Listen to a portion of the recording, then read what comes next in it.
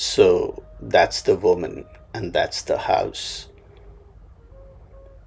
A book opens and closes there at strange hours, and thoughts visit her like old birds returning to places they recall. That woman and that house. A song plays over and over there for days, and the neighbors who've seen the grays grow in her hair hear the song all day, all night, and feel unsettled. The air inside is thick and warm with smells of leftovers from each day.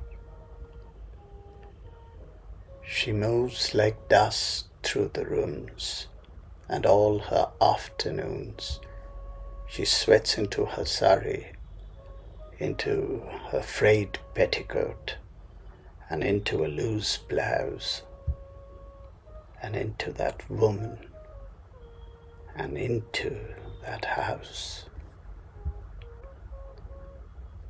Sometimes she'd sit cross-legged on the floor and paint her chewed-on nails.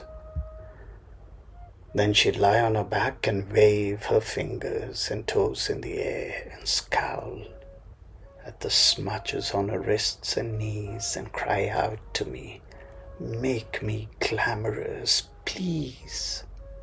That woman.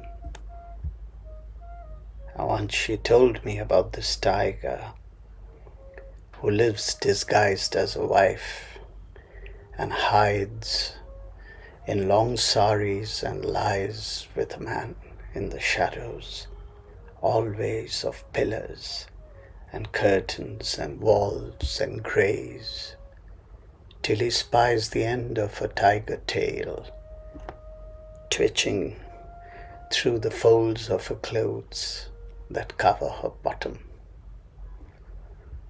We were in bed, I think. She lay on her stomach reading, and I was on my back waiting for sleep.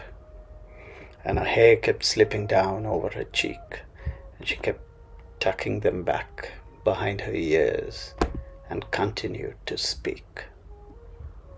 "See, I'm a dutiful wife," she said, subtly, batting her eyes at me, and slowly pulled up the back of her skirt all the way over her head. I smiled because I thought I could see her tail move a wee bit over the bed. "When you reach that house, son, you'll find her, that woman I left there, so much wiser, but not the foolish tiger who lived with me. A boy like you wouldn't know, surely, where to look at a woman. You're too young, too pretty. It's not in her eyes or in her breasts, that thing that never rests, nor between her thighs, that thing.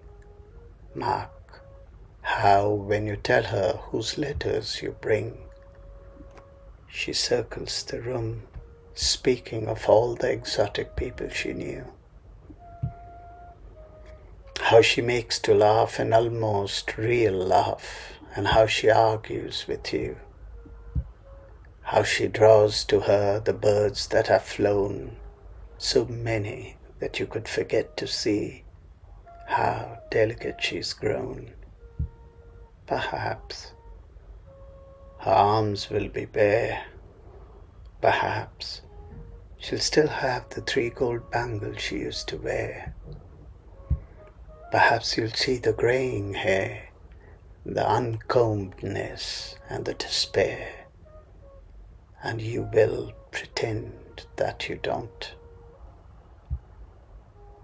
A boy like you wouldn't know where to look at a woman, but be gentle, look away. When she finally sits and won't raise her head, do not look in. Do not stare.